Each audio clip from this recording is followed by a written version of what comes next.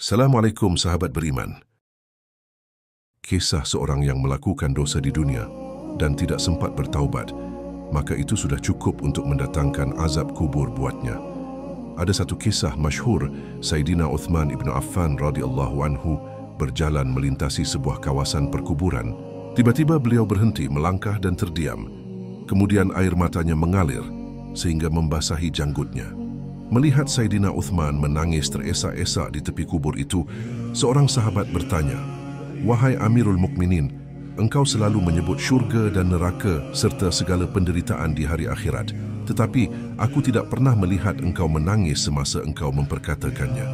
Tetapi hari ini apabila engkau berjalan di tepi kuburan, engkau menangis.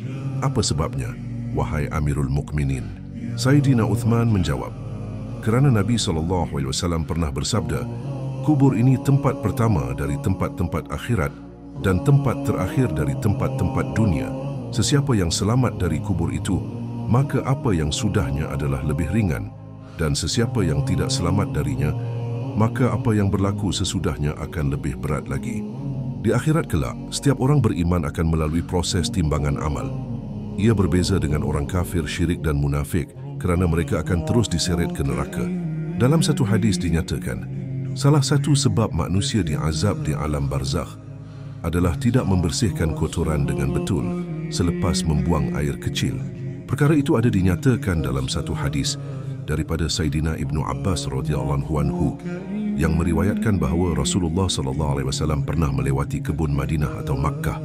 Lalu baginda mendengar suara dua orang yang sedang diazab di dalam kubur. Nabi SAW bersabda bermaksud, kedua-duanya sedang diazab, tidaklah kedua-duanya diazab disebabkan perkara yang besar. Kemudian baginda bersabda, yang pertama diazab kerana tidak bersih dari kencingnya dan yang lain kerana suka ke sana sini dengan tujuan adu domba. Lalu baginda menyuruh supaya diambil pelepah, tamar dan membelah ia kepada dua bahagian. Kemudian baginda meletakkan di atas setiap satu bahagian pada kedua-dua kubur. Baginda ditanya, "Wahai Rasulullah, mengapakah Tuan melakukan sebegini?" Baginda menjawab, "Mudah-mudahan kedua-duanya ini diringankan daripada azab kubur selama kedua-dua pelepah ini masih basah." Hadis riwayat Al-Bukhari dan Muslim.